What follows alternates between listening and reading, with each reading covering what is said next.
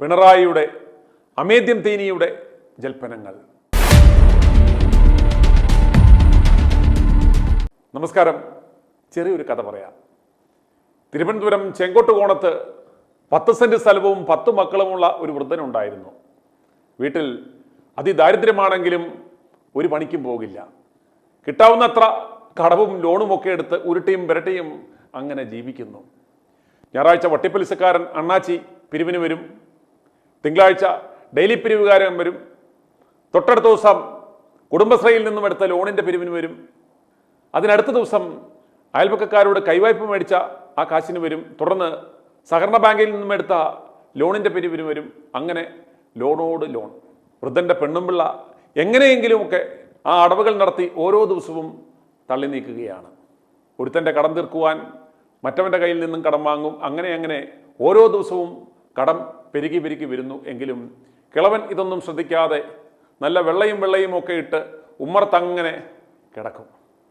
മുടിഞ്ഞ വീടിൻ്റെ അളിഞ്ഞ ക്യാപ്റ്റൻ ആണെന്നും പറഞ്ഞ് ഇങ്ങനെ കടം കൊണ്ട് മുടിഞ്ഞു കിടക്കുമ്പോഴും കിളവൻ പറയുന്നത് വമ്പൻ കാര്യങ്ങളൊക്കെയാണ്. വലിയ വീട് പണിയുമെന്നും BMW കാർ മേടിക്കുമെന്നും ഒക്കെ പറയുമ്പോൾ ഇതൊക്കെ കേട്ട് മക്കളിപ്പോൾ കാര്യമാക്കാറില്ല. കിളവൻ്റെ റിലേ പോയിട്ട് പിച്ചും പേയും പറയുന്നതാണെന്ന് അവർക്കറിയാം. അതുകൊണ്ട് അവർ പ്രതികരിക്കുന്നില്ല എന്ന് മാത്രം.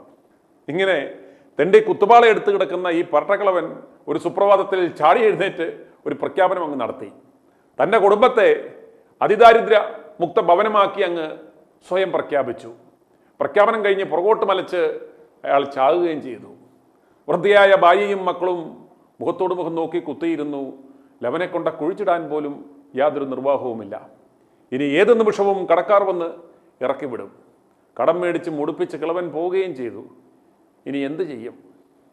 കേരളത്തെ അതിദാരിദ്ര്യമുക്ത സംസ്ഥാനമായി നാളെ പ്രഖ്യാപിക്കാൻ പോകുന്നു എന്ന് കേൾക്കുമ്പോൾ ഞാൻ ഈ പറഞ്ഞ ചെങ്കോട്ടുകോണം കിളവൻ്റെ പ്രഖ്യാപനത്തോട് വല്ല സാമ്യവും നിങ്ങൾക്ക് തോന്നിയാൽ സ്വാഭാവികം മാത്രം.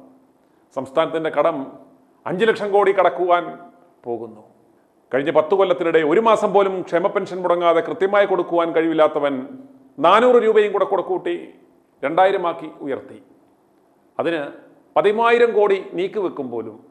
എവിടെ നിന്നെടുത്തിട്ട് എന്ന് ആരും ചോദിക്കരുത്. ഞങ്ങൾ കടം മേടിക്കും.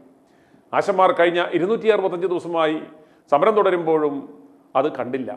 ഇപ്പോൾ തിരക്കിട്ട് 1000 രൂപ കൂടി അങ്ങ് കൂട്ടി. കിട്ടുമോ ഇല്ലയോ എന്നതൊന്നും നമുക്ക് പ്രശ്നമല്ല. ഉണ്ണകളായ നമ്മൾക്ക് സന്തോഷിക്കുവാൻ ഇതൊക്കെ തന്നെ ധാരാളം. പിണറായിക്ക് ഒരു വട്ടം കൂടി അവസരം നൽകുവാൻ ഈ പ്രഖ്യാപനം തന്നെ ധാരാളം. ഇതുപോലെയുള്ള പ്രഖ്യാപനങ്ങൾ നൽകി ഭരണത്തിലേറി ഒരു 5 കൊല്ലം കൂടി ഭരിച്ചു മൂടിച്ച് തീവട്ടിക്കൊള്ള നടത്തി മൊത്തക്കടം ഒരു 10 ലക്ഷം കോടിയാക്കി ഇവന്മാർ അങ്ങ് ഇറങ്ങിപ്പോകും. ഈ പ്രഖ്യാപനമൊക്കെ നടത്തുമ്പോഴും മദ്യക്കച്ചവടം, ലോട്ടറി കച്ചവടം, പെറ്റിയടിയൊക്കെ നടത്തി സർക്കാർ ജീവനക്കാർക്ക് എങ്ങനെയെങ്കിലുമൊക്കെ ശമ്പളം കൊടുത്ത് മുന്നോട്ട് പോകുന്ന ഇവന്മാർക്ക് എങ്ങനെ സാധിക്കുമെന്ന് ആര് ചോദിക്കും? ഇവിടെ ഒരു പ്രതിപക്ഷമില്ല എന്ന് നിങ്ങൾ മനസ്സിലാക്കുക. കഴിഞ്ഞ 9.5 കൊല്ലം ഇതെല്ലാം കണ്ട് വായിൽ പഴവും തിരികെയിരുന്ന പ്രതിപക്ഷ നേതാവിൻ്റെ കസേരയിലിരിക്കുന്ന ഒരു മോൻ്റെ മോൻ ഇന്ന് വലിയ പ്രസ്താവനയുമായി ഇറങ്ങിയിട്ടുണ്ട്.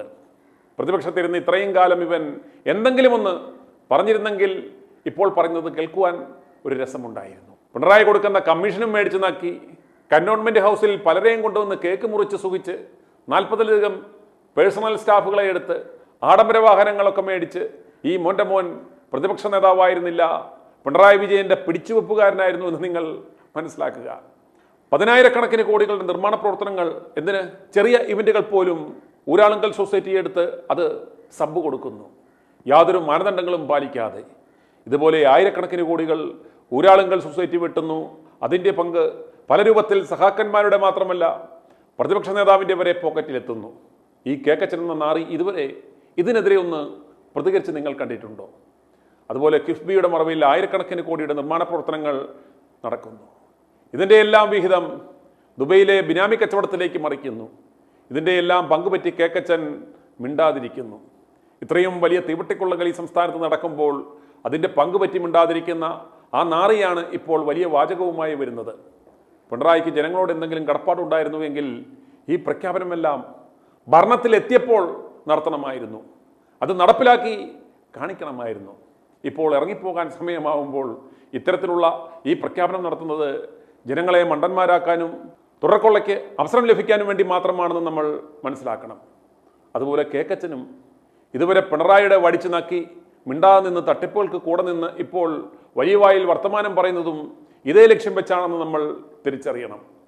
ഇത്രയും കാലം പിണറായിയുടെ അമേദ്യം സ്വാദോടെ വാഴ്ത്തുന്ന ആ നാറി ഇപ്പോൾ വലിയ വായിൽ വർത്തമാനം പറയുന്നത് നിങ്ങൾ കാണുക.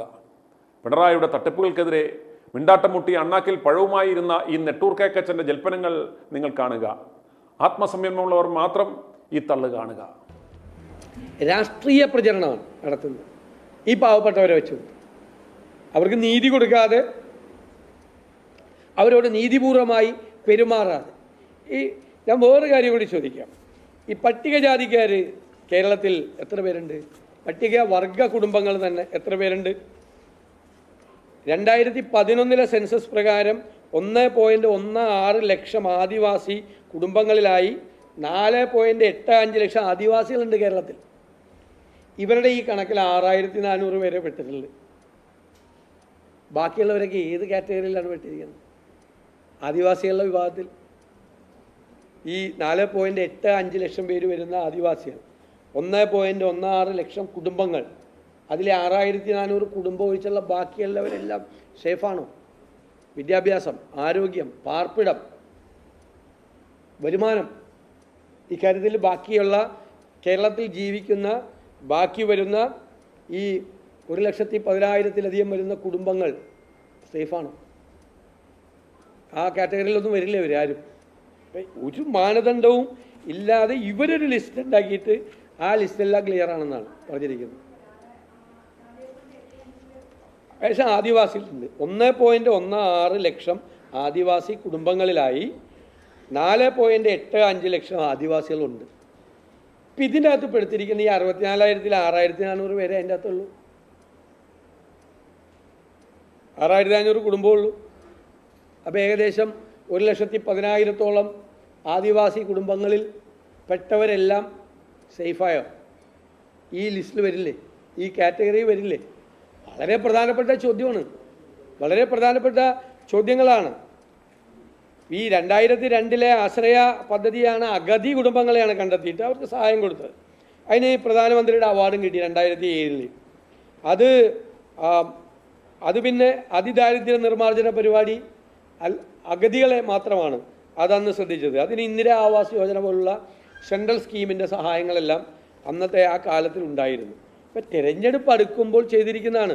ഇന്നലെ ചെയ്ത മാതിരി നിങ്ങൾക്ക് അറിയാമല്ലോ, മാനിഫെസ്റ്റോയിൽ പറഞ്ഞു ഞങ്ങൾ അധികാരത്തിൽ വന്നാൽ 2,500 രൂപയാക്കി സാമൂഹ്യ സുരക്ഷാ പെൻഷൻ ഉയർത്തും പറഞ്ഞു. 4.5 കൊല്ലം ഒന്നും ചെയ്യാതെ തിരഞ്ഞെടുപ്പ് പ്രഖ്യാപിക്കുന്നതിൻ്റെ തലയാഴ്ച അത് 2,000 രൂപയാക്കി എന്ന് പറഞ്ഞ് കൊട്ടിഘോഷിക്കുകയാണ്. മലയാളിയുടെ സാമാന്യ ബുദ്ധിയാണ് ജനങ്ങൾ ഈ ഗവൺമെൻറ് ചോദ്യം ചെയ്യുന്നത്. ജനങ്ങളുടെ സാമാന്യ ബുദ്ധി.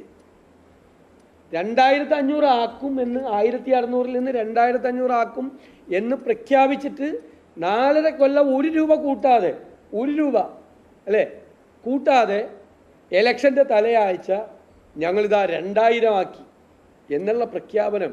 എന്താണ് ഇവർ ഉദ്ദേശിക്കുന്നത്? കേരളത്തിലെ ജനങ്ങളെ നിങ്ങൾക്ക് അങ്ങനെ കബളിപ്പിക്കാൻ പറ്റുമോ? അതുപോലുള്ള ഒരു കബളിപ്പിക്കലാണ് യഥാർത്ഥത്തിൽ. കള്ളക്കണക്ക് കൊണ്ടാണ്, സത്യം മറച്ചു വെച്ചുകൊണ്ടാണ് ഈ അതീവ ദരിദ്രരില്ലാത്ത സംസ്ഥാനമാണ് കേരളം എന്നുള്ള പ്രഖ്യാപനം. സർക്കാർ അതിൽ നിന്ന് പിന്മാറണം. തെറ്റാണത്. കേരളത്തിൽ അതീവ ദരിദ്രരും പരമദരിദ്രരായിട്ടുള്ള ആളുകൾ ഇഷ്ടം പോലെ ധാരാളമുണ്ട്. അത് സ്റ്റാറ്റിസ്റ്റിക്സ് ഡിപ്പാർട്ട്മെൻറ്റിൻ്റെയും പ്ലാനിംഗ് ബോർഡിനെ കൊണ്ട് മാനദണ്ഡങ്ങൾ നിശ്ചയിച്ച് അത് എത്രയാണെന്ന് നിശ്ചയിക്കണം. ഇതങ്ങനെ അതാണ് ഞാൻ ചോദിച്ചത്, എന്ത് മെത്തഡോളജിയാണ്, എന്ത് രീതി ഉപയോഗിച്ചാണ് ഇങ്ങനെ അതൊന്നും പറയുന്നില്ലല്ലോ. എന്തായിരുന്നു മാനദണ്ഡം വേണ്ടേ ഇത് നിശ്ചയിക്കാൻ? അതിന് അപ്രൂവ്ഡ് ആയിട്ടുള്ള മാനദണ്ഡങ്ങളുണ്ടല്ലോ. അതൊന്നും ചെയ്യാതെ ലക്ഷക്കണക്കിന് ആളുകൾ ഈ കാറ്റഗറിയിൽ പെട്ടവർ പുറത്തു നിൽക്കുമ്പോൾ കേരളം അതീവ ദരിദ്ര രഹിത സംസ്ഥാനമായി എന്നുള്ള പ്രഖ്യാപനം തെറ്റാണ്, കള്ളപ്രചരണമാണ്. ഇതിൽ നിന്ന് പിന്മാറും. പിണറായിയുടെ പങ്കാളി, നീ ഇനി ഒന്നും പണയണ്ട. കഴിഞ്ഞ 9.5 കൊല്ലം പ്രതിപക്ഷത്തിരുന്ന് നീ എന്ത് ചെയ്തു? താരകപ്പെണ്ണ് പറഞ്ഞതുപോലെ കീറിയ ജട്ടിയുമായി നടന്ന നീ ഇന്ന് ആയിരക്കണക്കിന് കോടികളുടെ അധിപനായി മാറി. ജയിലിലാകുന്നതിന് മുമ്പ് നീ വല്ല രാഷ്ട്രീയ വനവാസത്തിനും പോവുക. i2i News, an eye for truth. i2i news subscribe ചെയ്തിട്ടില്ലാത്തവർ ഇപ്പോൾ തന്നെ സബ്സ്ക്രൈബ് ചെയ്യുക. നോട്ടിഫിക്കേഷൻ ലഭിക്കുവാൻ ബെൽ ബട്ടണും അമർത്തുക.